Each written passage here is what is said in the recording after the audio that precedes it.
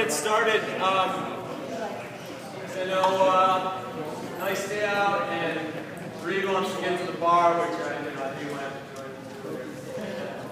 Anyway, I just want to thank everyone for coming. Welcome from the Loppet Foundation. I am Fiat Bednarski, head coach of Loppet Nordic Racing. I know most of you guys. We'll just do a couple introductions.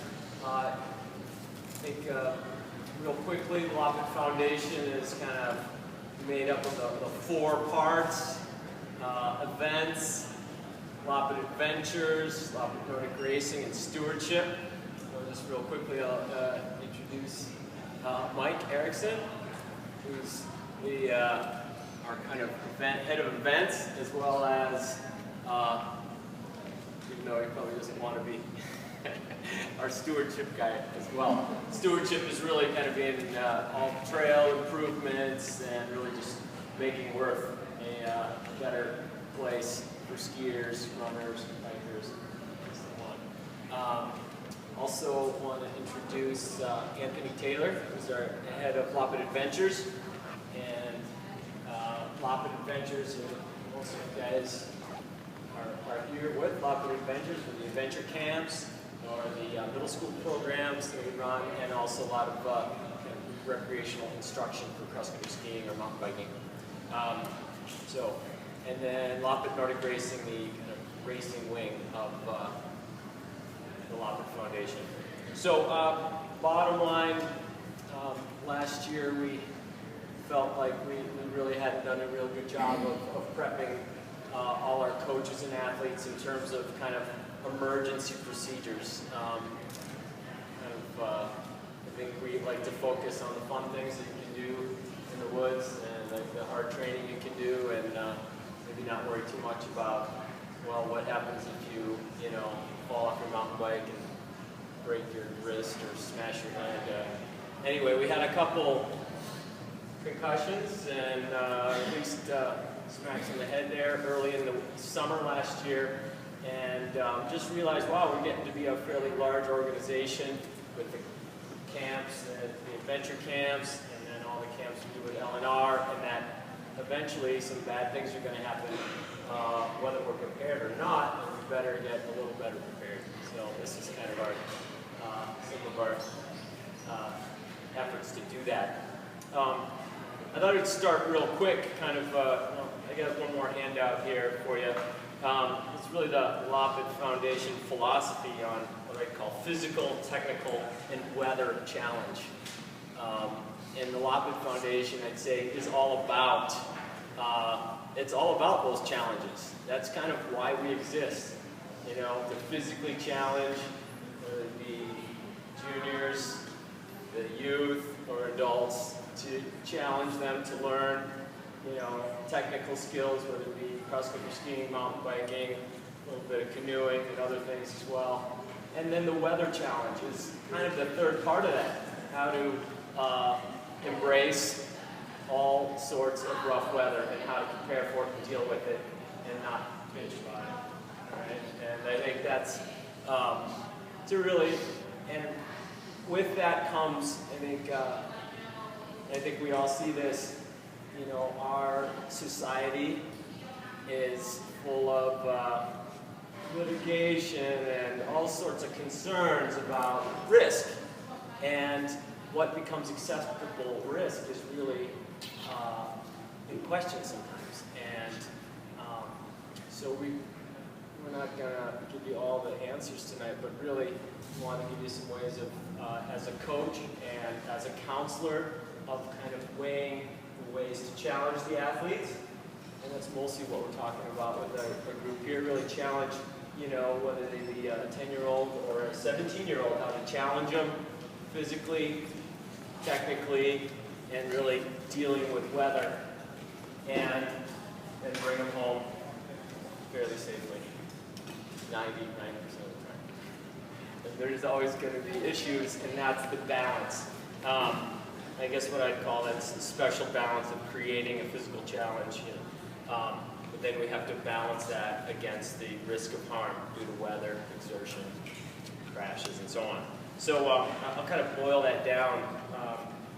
Our job as Loppet coaches or counselors to first to assess risk based on the athlete's ability, experience, or age, as well as the environment. Right? So whether it's raining, lightning, and so on, and make the appropriate decisions, so that there still is a good challenge, because that's what it's all about. That's why we exist as an organization. And so if you're going to take out the challenge because it's raining or it's a little cold out, then you might as well just go home, just call it, forget about it. So there's no way we're going to escape that. We just have to weigh those things. We have to develop backup plans so we're not canceling practices, trainings all the time, or at all. It's kind of my area to figure out ways that we can hold training, hold practices, hold camps, regardless of the weather. And then when bad things happen, that we are prepared to deal with it quickly and effectively. And that's kind of, because they're going to happen. The number of athletes that we deal with and all the weather that we deal with, bad things are going to happen. There's going to be crashes, there's going to be concussions, there's going to be broken fingers and collarbones and so on. I think we've been super lucky.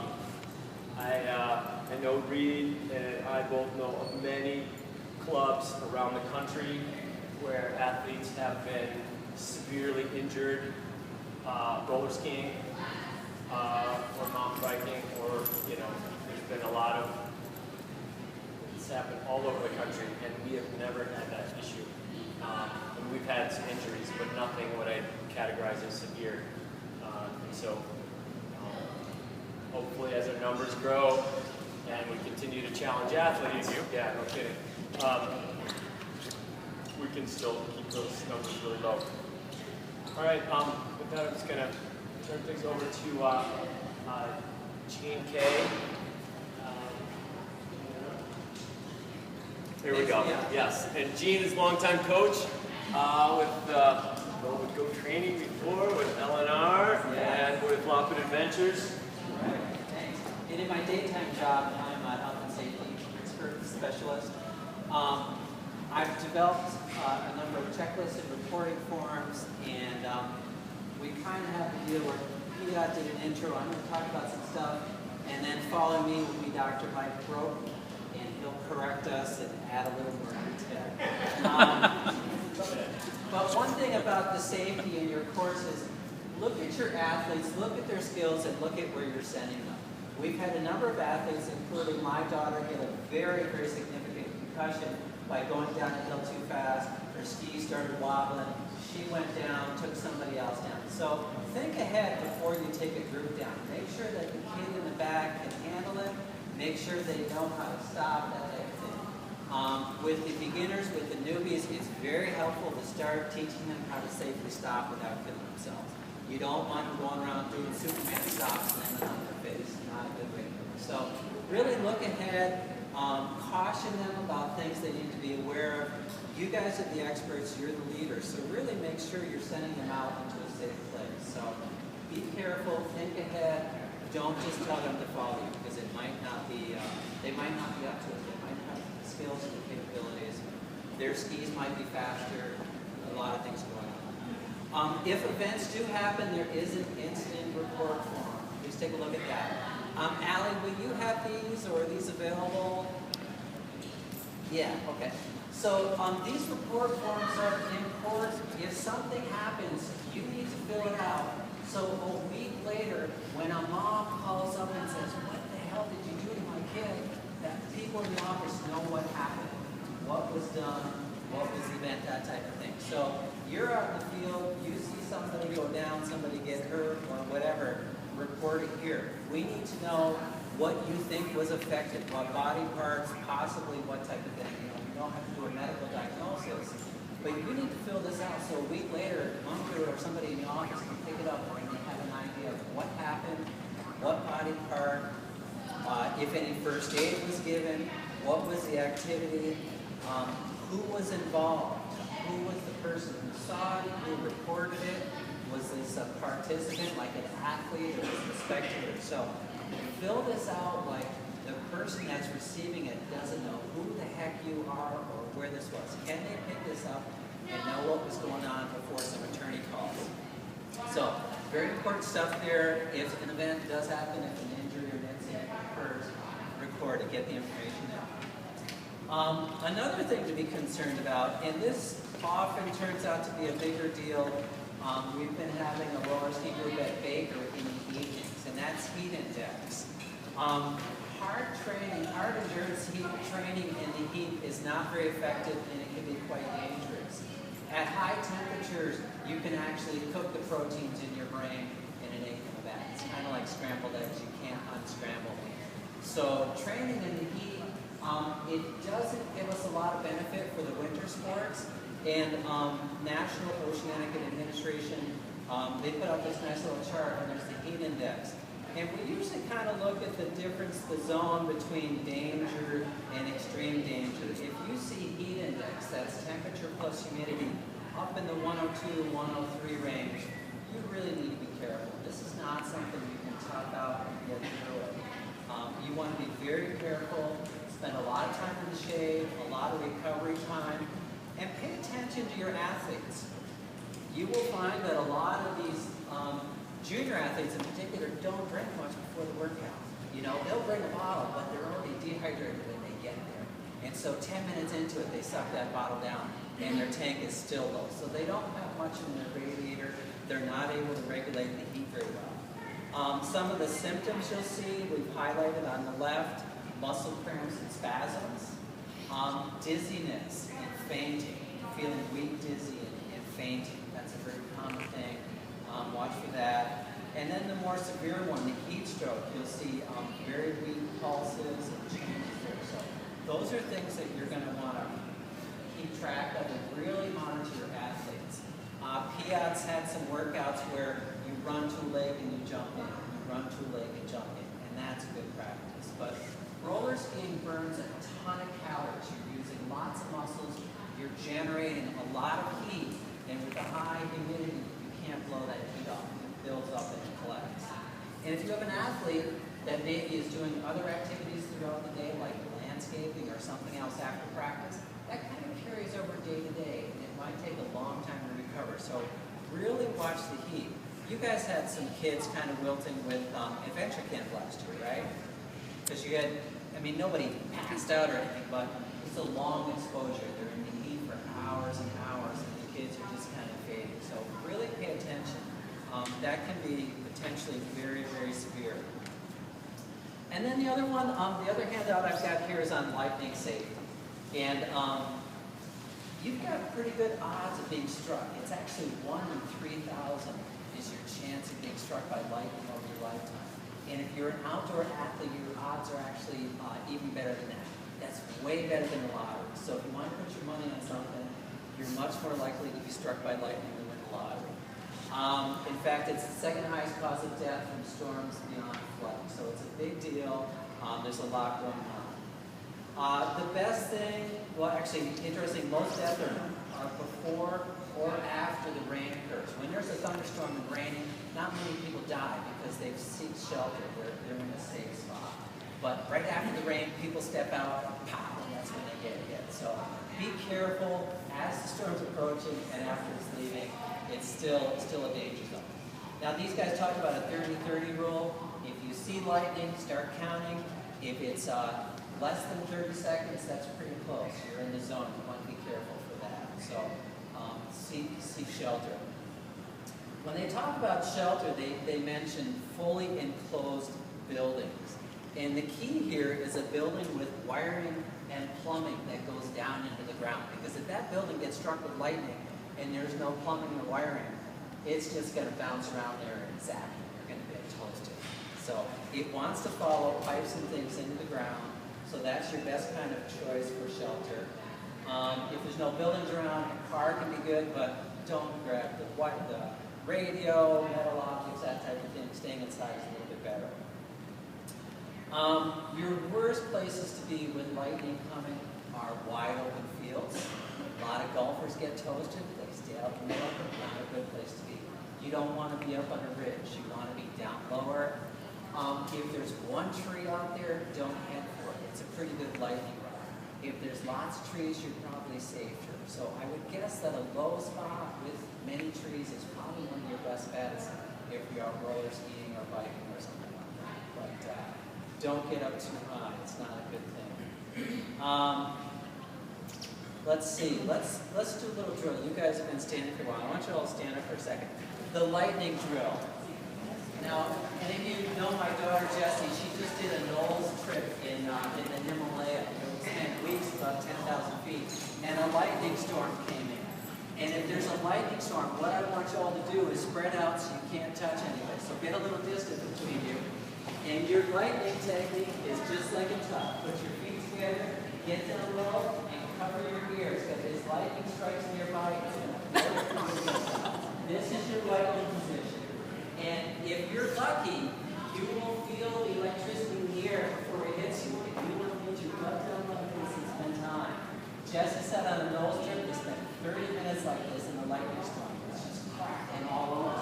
If you stand up, you're the lightning rod. If you stand too close to somebody, they might feed into you. So spread out, get down low, cover your head. That's your lightning position. Just to add on that, one of the reasons for spreading out too is if lightning does strike in one area, it doesn't hit everybody. It doesn't jump around. You know, you've got people in different areas, so someone might get hit, some people can still go for help. A couple of years ago, I met a dude that was running along or near the bike trail under Highway 100. He was headed to that health club over there on Cedar Lake Road, and lightning hit the train track, came down the train track, and toasted him. It went inside him, burned him internally. He was still alive, but for months and months and months, he had these internal burns. So you don't want to be near metal objects. It will capture it and conduct it, and it can jump out. So when you see lightning, don't be the lightning rod. If you're stuck up high, get into your lightning tuck, spread out, but it's out there. It's a pretty big thing. So any questions on that? You've got your injury report form, your incident report form, heat stress, and your lightning safety. Anything else? Okay, Mike, you're up. I was just going to mention something first. Yeah. Actually, I have one more handout here. I don't think you guys can share.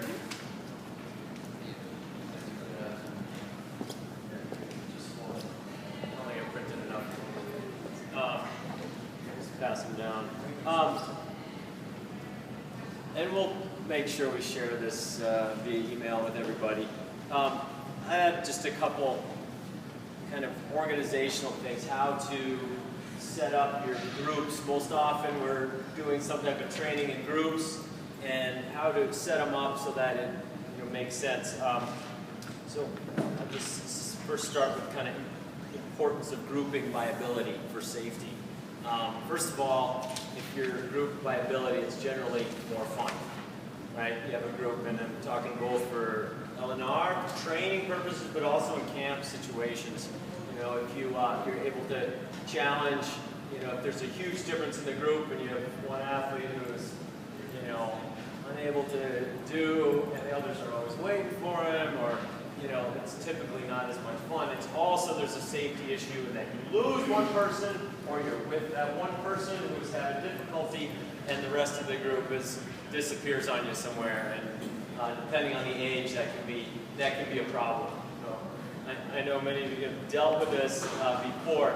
So, it is super important. So, losing people, challenging that one person, like where they're going to be doing things they probably shouldn't be doing, whether it be on roller skis or on a mountain bike or whatever. So the keys there to, if the groups aren't set up well, at the end of training, rather than be like, okay, I'm out of here, you need to do something about it, to talk with the other group coaches and say, hey, I need to promote some athletes to maybe a more difficult level, or I need to find a way of, putting this one particular athlete with athletes that have less, that have the same skill set. Let's put it that way. So that is, and it just makes it a lot more fun. So the main, message there is just to be on top of that, to be proactive about dealing with it. For adventure camps, you guys often have work in pairs, is that right? With the, and so that's really helpful in that you can separate if you need to. We want to talk again about the training in the heat, and the big thing there that Gene spoke of, but kind of come back to that, and that it's, especially for cross-country skiing, I mean, there's no big benefit. So the key there is, for us typically picking the right time of day, which we are trying to do for the most part. We have training either early or late. And changing the mode of exercise. This also applies both for LNR and for adventures. It's a hot day out and you have some kind of running thing. We have a running or a bounding schedule. Well, it's even at 7 a.m. it can be wicked hot out. Maybe we're not doing bounding that day. It's really hot out. We're going to do easy distance. Ski walking with the stop every 30 minutes at the lake. Jump in, or halfway through. 45-minute ski walking, running, easy running, jump in the lake, another 45 minutes easy run. Instead of 20 times 1 minute, level 5, whatever. So making or we roller ski instead of running, which is a little bit easier in the heat. So to make some of those changes of mode, obviously making sure athletes are drinking, paying attention if they're getting a little loopy, sending some home. You don't look so good. You're done. See ya. No, you're done. There's no problem there. Sending an athlete, or 2 or 3 athletes, take them back. The rest are looking good. Great. That's part of coaching, is looking an athlete in the eye and kind of seeing what's up. And if they don't do, not looking good, then you have to, and yes, sometimes they're a little offended that you think they're not tough, they're not up to it. Well, that's our job to, challenge them, but take care of them. And if they're not ready, there's no benefit to the training, the hard training in the heat. It's okay. Workout's over. We want to touch on roller skiing, and we talked a little bit about how we haven't had many severe accidents. I do think, I tell most of the kids, and I think everybody realizes roller skiing is pretty dangerous. And we have a special, I think in the Twin Cities it's not very dangerous because we have so many places we can roller ski on bike paths. There is, of course, the raging cyclist, commuter person. That's maybe really dangerous, but that's part of. So I kind of put some of the USSA roller ski policy. You can check that out at one point. But one of those parts there is just here we go. Behave like ambassadors for our sport. Always use safe practices and offer courtesy to drivers and commuters, cyclists. Anyway, but for our most advanced athletes, we're on the road a lot. We go to Afton, we go other places. The best terrain is on the road, not on bike paths. And so that's when it gets a little more challenging, and that's when we have to kind of really think, do a little bit of planning. Who belongs on the road? And, today we have 30 athletes that are, they're coming to Afton, and we got this big group. Well, A, maybe they don't all belong in the same degree of difficulty, right? And B, 30 athletes on the same road going up and down doing intervals is dangerous, right? Because you got typically 15 going up and 15 coming down, and then 1 or 2 cars going up and down at the same time. And that becomes a really dangerous situation. If it's 5 going up and 5 going down, it's not so bad.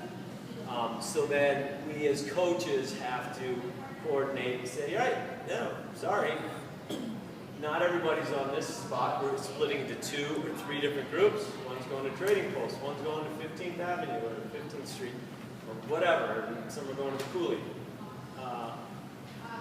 making some decisions where, just to spread it out so we're not on top of each other. Some of the other things I'd like to have done in the past, just putting, if we're doing intervals on a particular given stretch of road, using some signage, roller skis on road. Pretty simple, takes a little bit more planning. And the last thing are distance skis. Whether it be biking or skiing, trying to plan a little bit. It's kind of a hassle. Making maps, maybe driving out, getting there 45 minutes before, and taking chalk, marking the corners, or where athletes might need to walk down a section because it goes into a stop sign at like 15 degree, like a really steep downhill into a stop sign. So those are kind of a lot of the safety is about planning ahead a little bit. And I think that applies to ventures, whether you're taking kids mountain biking somewhere or taking new kids roller skiing. You think about where you're going. And think of, when you send them down the street, don't assume they know where to turn around or stop. Simple things like that. All right. These last two things kind of Loppet philosophy on weather cancellation. There's a lot of, it's really hard to come up with I call it philosophy rather than policy. I mean, I think our philosophy is not to cancel practices, period, if at all possible, but to come up with alternatives, backups. Most of the L&R trainings are places where there is a chalet or at a minimum a picnic shelter, or several, and which is a pretty nice situation. Typically, thunderstorm is through in 15 minutes.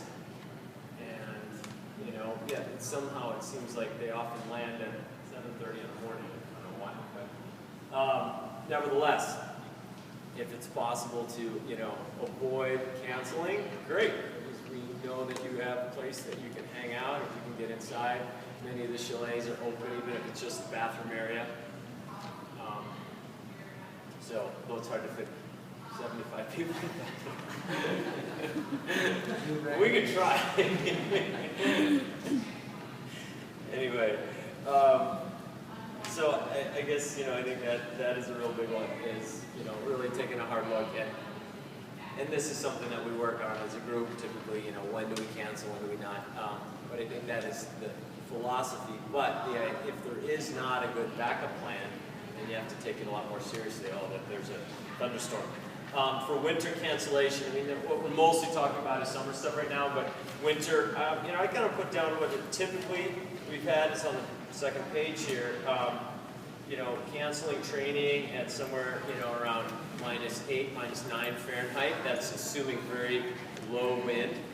And that's also assuming changing workouts to workouts that are non-intensity.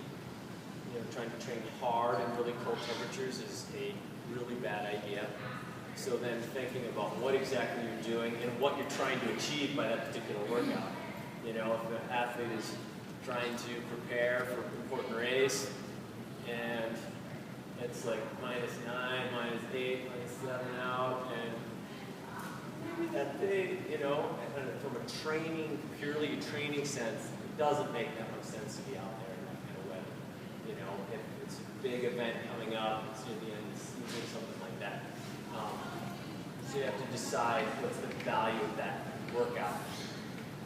And also just considering who are your customers, who are your clients, who are your peeps that day. If they're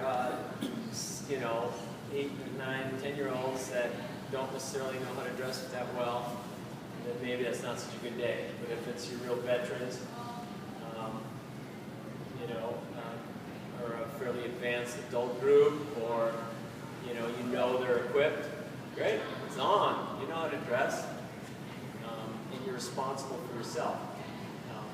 So just kind of figure out who the people you have, making sure that they know how to dress. All right.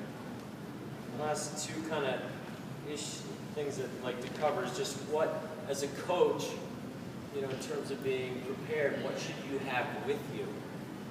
It does little, and kind of your role in the coaching for each day or as a counselor. But typically, I mean, I'm talking in terms of dry land, of roller skiing, biking, basic things to have on your body. Some water, a little bit of food, and a phone. If, you know, most of you, I think everybody owns a phone, and it's best not to leave it in your car or at the parking lot or wherever. You have it. I mean, on snow, we're typically really close to, I think, but roller skiing, cycling, those are the times really good to have that phone with you. And food, so many athletes, so many kids come not prepared, they haven't had breakfast, whether it's at 7 a.m. or even 10 a.m. You get them out 2 miles from the parking lot. I'm guessing some of you guys, some of your counselors too, have had kids out there, and all of a sudden they're like, it's not even hot out, it's a fine day, they're 2 miles away, they've been biking for 15 minutes and they're like falling apart. And you're like, what's up with that? Like, what's wrong with you? And it's probably because they haven't had breakfast. So, really simple way to keep them rolling. And then, you know, the things they have back at parking lots, some extra clothing, towel, and first aid kits. And we have a number of first aid kits that we'll be handing out to, I think some of you may still have them from last year, but it's just real basic things to clean up road rash and things like that. So, last things I kind of added on here was a roller ski policy. You get, that's the USSA roller ski policy, and then I added on the LNR roller ski policy underneath, which is basically just a couple. I'm just gonna go over those real quick. A couple things that we've found that have been really helpful roller skiing. Again, selecting routes that are appropriate for the athletes that you have. Encouraging athletes to walk down certain places if that's out of their comfort zone, and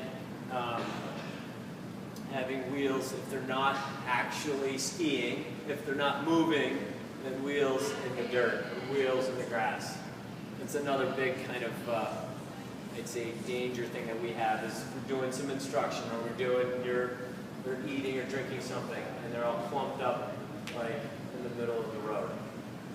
Generally a bad deal. So getting off the road, all four wheels, really good idea. And then the last one, I know I get a little frustrated sometimes with athletes who, you know, they're like all nervous on some downhill. I'm like, just go down it. What's wrong with you? You know? But they have been roller skiing for 20 years. But there are a lot of drills that we can do to help them get better. And then that's our job. And last year, Harvey did a nice job setting up some obstacle courses, little skills course. So they had to do slalom, they had to jump over some little like 2x4s, they had to run across the grass, they had to ski through some sand. I mean, all those things are actually, I mean, they're good for your ski skills, but they're really good to save yourself on roller skis. To ski, teaching them how to ski into the grass at high speed. Well, because that's what you need to do, right? That's an escape, right? You're escaping, going down, you know. You got to be able to, you need to be able to do that. High speed into the grass. Obviously, you start at low speed, then medium speed, then high speed. But that's actually something you need to practice. Bottom of River Road Hill, perfect place. So there's lots of places to do that. But yeah, so it's up to us not just to pick the appropriate routes, but then to make these kids, teach them how to be, you know, more skilled to deal with the dangerous roller skating. So, yeah, part of our thing. All right, excellent. Thanks, Peter. Mike, I gotta go. Okay, great. Go ahead. Maybe everybody just wants to stand up for a second because we've been here for a while. We've had some food. It's a long day. Just kind of shake out your arms and legs. Do whatever you need to do. Kind of get the blood flowing again so your mind can work a little bit. Great. Well, first of all, I just want to compliment all the coaches here. Thank you for what you do. What you do is extremely important. If you didn't know it, we've got an obesity epidemic going on across the nation, and getting people more active and getting people out is extremely important for the health of the entire community. So thank you. Give yourself a round of applause. So you're awesome. You're a coach. What you do is important. I'm going to talk a little bit about what happens when things do go wrong. You know, sometimes that can be a little bit scary for people. And just to kind of know the audience a little bit, who here has had first aid training before? Okay, good. Quite a few of you. How about anybody been a lifeguard or anything where they've done anything? Okay. Any other paramedics, healthcare professionals, anybody taking CPR classes? Okay, good. You know, if you haven't taken a CPR class, I highly recommend it. It puts together kind of a basic framework for dealing with the biggest emergencies. But what we're going to talk about today is just kind of a little bit more basic. And before I start out, too, I was just going to reiterate a couple of the things that everybody was saying. I love, you know, how they're talking about your importance as coaches, how you need to know kind of the athlete's skill levels and assess them, how you can help patients with technique so that they can perform the sport safely, how it's good to have a plan ahead of time. If there is going to be a problem, what is plan B, you know? To think about, do I have my gear? Do I have my cell phone? Is it charged? Do I have my first aid kit? Do I know, you know, who I need to call? Do I have contact information? Those types of things. All that's really important. I love the 30-30 rule with lightning. I use it all the time when I'm out. 30 seconds, crash to flash, and then you need 30 minutes, you know, for that to clear. That's just really easy for me to remember. I love kind of reiterating that the metal four-sided box is protective from lightning, and if not, get to the low area. That's a really important thing. You know, a difference with that is, you know, there's case reports of people who've gone into baseball dugouts where there's 3 sides and lightning strikes and they still get electrocuted. But a car, so many people have cars, so I mean, that's probably going to be your backup plan for a lot of those things that tend to be protected. So just reiterating those things from what you guys talked about, I think was very important. Heat, just adding on to that, keep in mind that the very young and the very old are at higher susceptibility. So if you have people over, you know, physiologic age and chronologic age are sometimes not always, you know, exactly the same. But especially like preteen patients or people or older people who are not experienced with the heat, those are the people to be really cautious with. And I think with heat, I just reiterate that an ounce of prevention is worth a pound of cure. The way that heat illness affects us is that we sweat, and we sweat to cool ourselves, but if we sweat so much, we lose enough fluid that we can't effectively move heat around our body, and heat starts to build up inside of us. And so our body can't adapt to getting rid of the heat. So some ways to prevent heat illness is being hydrated, you know. So I think making sure that you have your water bottle, making sure that the people that you're working with have water. Other things that can be affected in extreme conditions are loss of salt, loss of potassium. You know, you can have sports drinks or fluids, or you can have water and a banana and a salty snack. So there's a lot of different ways to go about it. But making, you know, you guys are coaches, you understand at a pretty good level, you know, what you need to do to kind of keep yourselves hydrated and keep yourselves fueled. I think it's just sharing that knowledge and then checking in with your own teams, you know, that they make sure that they're doing the same thing. So I think all those are great points. Anything else from you guys on any? I just wanted to reiterate those as being some of the most important things that I heard, and I really liked what the presenters had to say. Now getting to the gory stuff, the gross stuff, the stuff that worries people, the injuries, things like that. I guess I'd start by asking the coaching staff and the people here, is there anything in particular that you guys are concerned about or want to make sure that I cover? Yeah. Allergies, something to cover? I'll make sure I touch on that. Any other concerns? Because I plan on talking about concussions, some tick-borne illnesses. Asthma attacks. Asthma attacks, I'll make sure we talk on that. Bee stings. Bee stings, I'll talk on that. Blood, I'll talk about blood. Someone endos and like trying to get them off right away. So trauma, Yeah. and like what do you do in a trauma? Someone's down, how do we approach it? What do we do? Oh my gosh, because that's, to me, like as a provider, when that's happened to me covering sports, and that can be one of the most scary moments in terms of what you do. So those are all great topics. Anything else? Okay, well, maybe I'll just start with asthma and allergies because I typically think of them as going together.